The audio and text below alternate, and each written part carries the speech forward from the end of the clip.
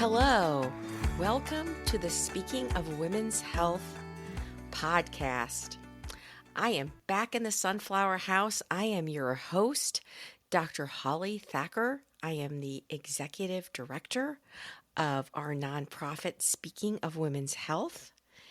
And thank you so much for tuning in to listen to this credible women's health podcast. I just remind you, this is not medical advice.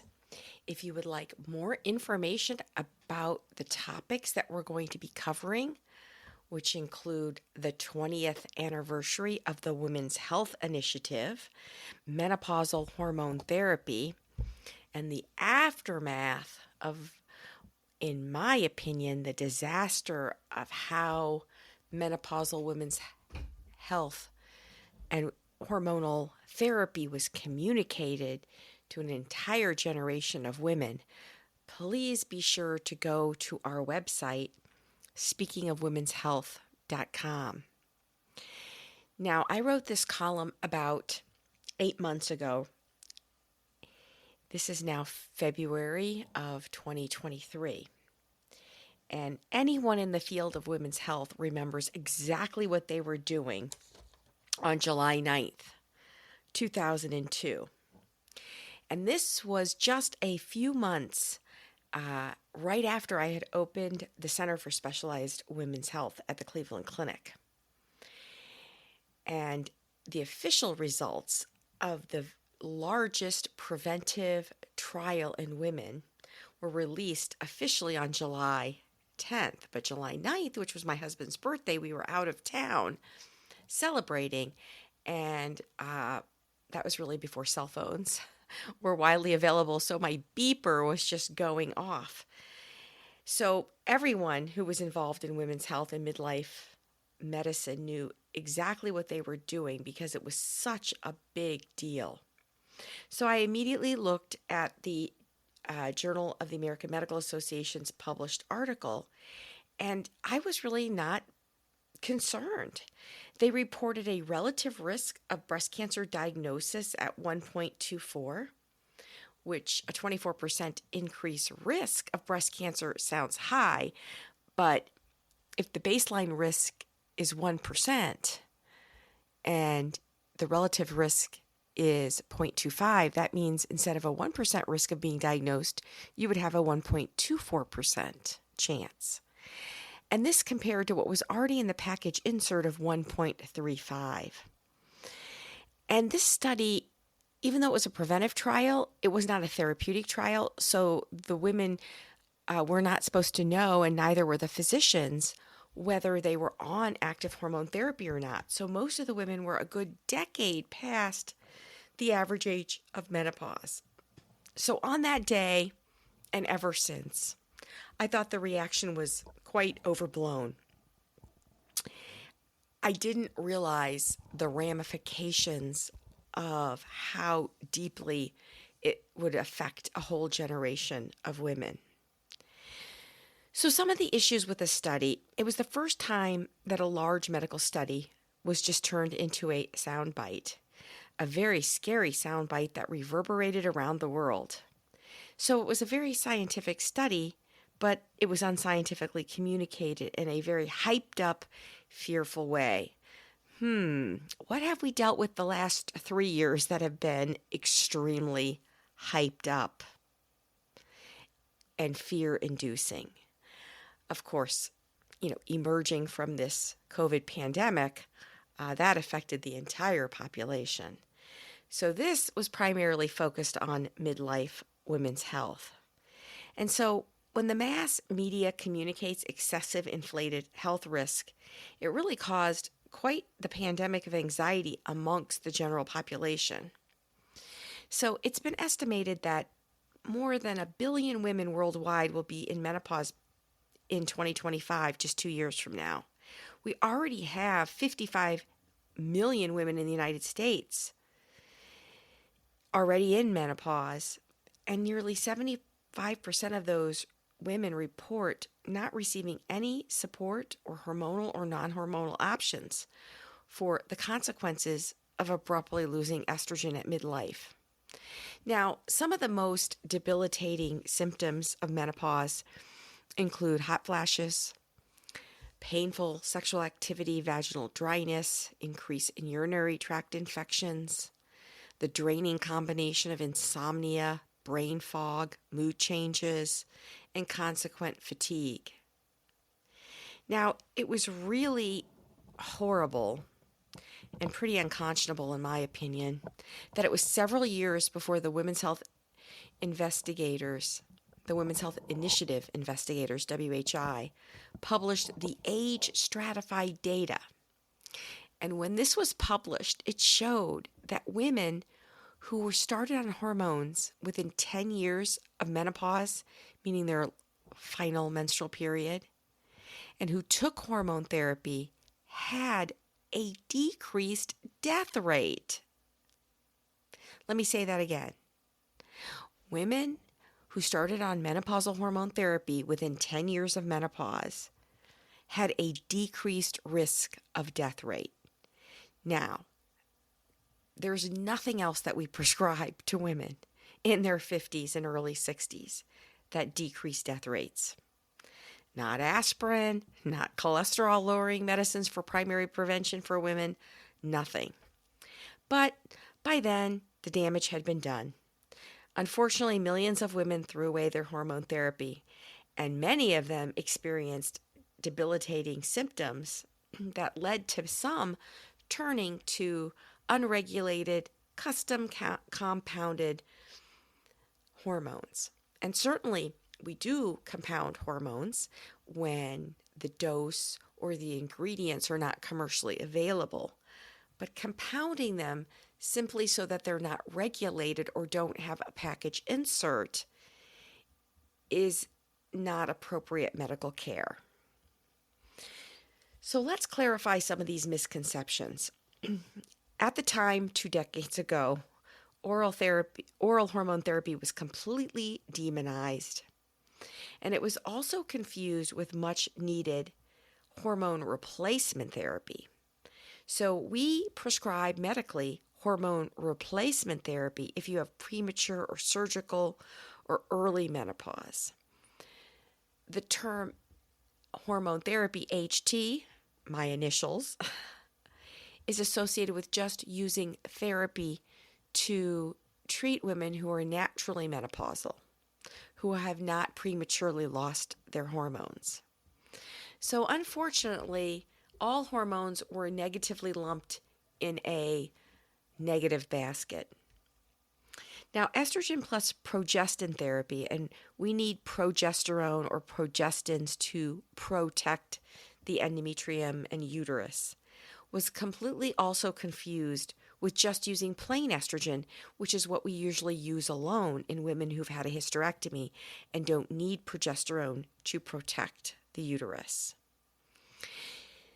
The other issue that was confused was prevention versus therapy. When you're doing something to prevent a problem in an otherwise healthy asymptomatic person, you really need a super, super duper high bar for no side effects or risk to therapy. But when someone is suffering and has symptoms or has a medical diagnosis, that doesn't require quite as high a bar, meaning you cannot demand that there's no potential risk or side effects. If we did this, we would essentially never be able to treat any medical condition. So we physicians and clinicians and healthcare practitioners need to do no harm, but we also need to alleviate symptoms. And using hormone therapy not only alleviates symptoms, but in many women reduces disease risk and prolongs life. It's a big twofer. So unfortunately, an entire generation of women experienced disruption, and many of them turned to promising these individualized, compounded, so-called bioidentical, which were really just unregulated and expensive therapies. And certainly, hormones are very effective, but they're also very potent. And so you really need to have a prescriber who knows what they're doing. And when prescribed by a knowledgeable clinician, hormone therapy, especially estrogen alone in women with a hysterectomy, is safe and effective, and it's associated with a reduction not only of bothersome to disruptive symptoms, but also increased longevity, potentially by 2 to 4 or more years. So really the field of menopause, which I'm in, is the anti-aging field, minus the snake oil. And many physicians and surgeons don't specialize in menopause or menopausal hormone for several reasons. One, there's a lot of anxiety and misinformation surrounding the topic, and also practically because other areas of medicine and surgery are more remunerative. And another issue is many physicians simply have no training in menopause. And if your physician was in medical school, residency, or fellowship in around 20 years ago, they probably had no training in menopause. Now, one of the things that I've dedicated myself to is educating physicians, advanced practice clinicians, nurses, allied health, and women themselves.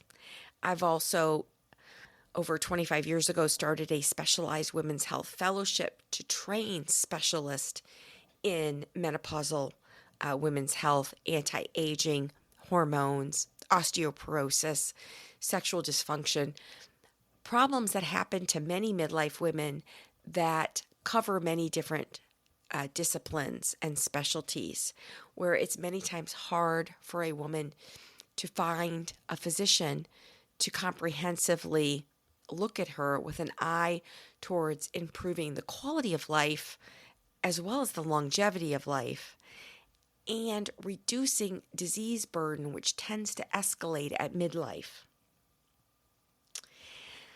And I have worked with groups to do free continuing medical education.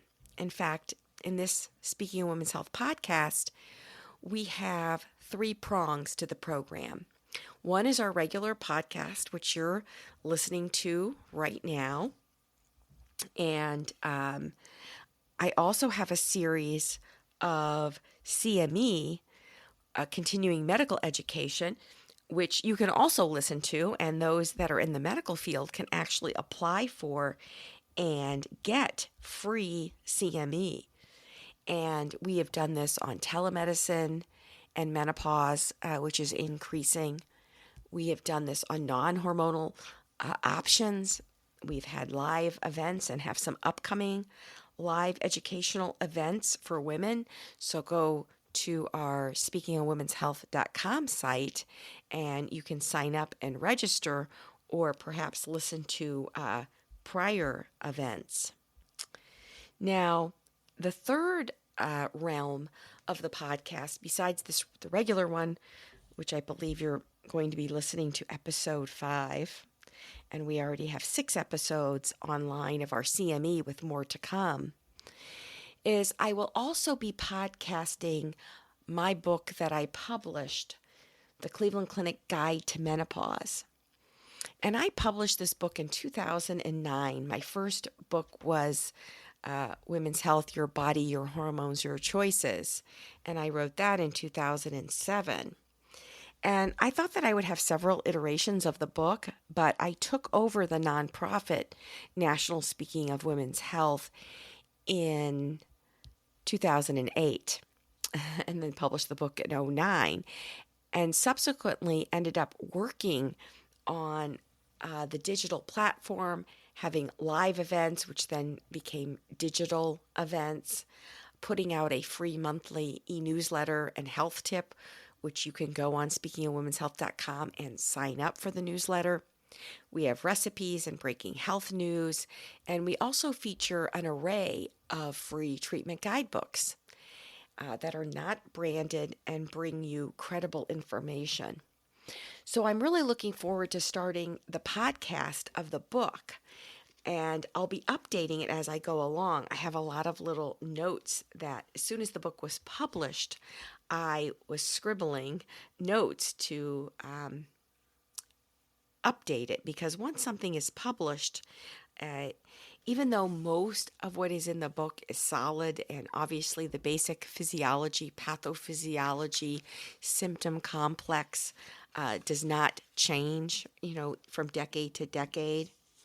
But some of the chapters, I'll give you some of the titles that we'll go over, and I'll do them probably a chapter at a time, include choosing and seeing a doctor at midlife, symptoms of menopause, what's to blame, age or hormones, maintaining mood at midlife, menopause and appearance, healthy nutrition for a healthy life, hot flashes and night sweats, sleep difficulties and sleep disorders, menopause and sex, the benefits and risks of hormone therapy, how to custom hormone therapy, boosting your bone health, and abnormal bleeding and what to do about it. And then I'll give some conclusions and acknowledgments. And I have a lot of helpful appendices as well, and I'll go over some of those tips. And if you want to listen to the whole book, you certainly can. If there's just certain chapters that you're interested in, you can listen to those chapters. And I'll be referring back to our digital platform, which has thousands of pages of excellent, empowering health information. Because, of course, our motto is to be strong and be healthy and be in charge. And as a physician who is specialized in menopause and menopausal hormone therapy, I feel that it's really imperative that women and physicians and people at large who support women get the truth.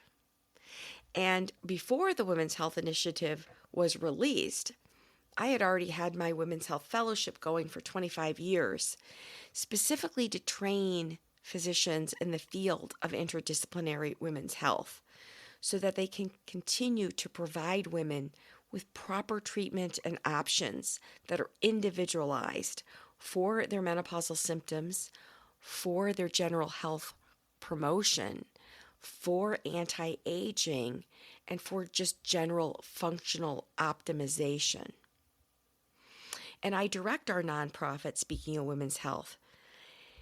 And anyone who wants to make a donation to our nonprofit, you can certainly go on speakingofwomenshealth.com and hit the donate button. It is a nonprofit. And you can go on the website and read our columns and links. I linked several articles to this 20th anniversary of the WHI, including my article that I did on the 10th year anniversary, including links to data that shows that hormone therapy is safe and effective. I even commented on the politics, and what does politics have to do with menopausal hormone therapy? And I also linked my article that good women's health, estrogen is good for your health, is apparently not news, because unfortunately I think the news many times is focused on bad news, negative news, and panic. I go over the women's health analysis, specifically how age and time since menopause is so critical. And I even highlight some of the actual specific publications from the WHI, how the data contradicts their conclusions. And when reading scientific publications, it's very important to not just skim the beginning and read the conclusion line. It's very, very important to read the entire body of the published work, the statistics, and the results and the outcomes, because unfortunately, many times investigators twist the conclusion either for a news hook or just simply able to get it published, even though their data reveals a different story. And that's not just with menopause and menopausal hormone therapy either, by the way. I also link to my column on the anti-hormone party is over. And that's because we know that hormone replacement therapy reduces death and it reduces cardiovascular disease.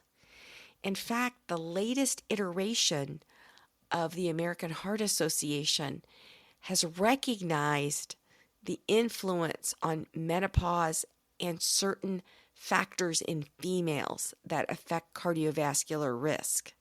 Certainly, early menopause that is not treated increases cardiovascular risk. Conditions in pregnancy, such as gestational diabetes and pregnancy-induced hypertension, can increase risk of cardiovascular disease. We know that diabetes in women is a worse cardiovascular risk for women than in men. And we know that statins, cholesterol-lowering medicines, which are frequently prescribed, one of the most frequently prescribed medications in the United States, increases the risk of diabetes in women, whereas menopausal hormone therapy reduces the risk of diabetes. So I'm going to go into all of these topics in detail in future podcasts and in podcasting my book, which will be the third thread. So thank you so much for joining me back in the Sunflower House. I want to thank our executive producer, Lee Kleckar, who is posting and editing all of these podcasts. I want to encourage all of you to subscribe to our podcast wherever you get your podcast, and please give us a 5-star rating, as that helps us move up in the ratings and we can reach more women to empower them to be strong, be healthy, and be in charge. Thank you so much. I'm your host, Dr. Holly Thacker.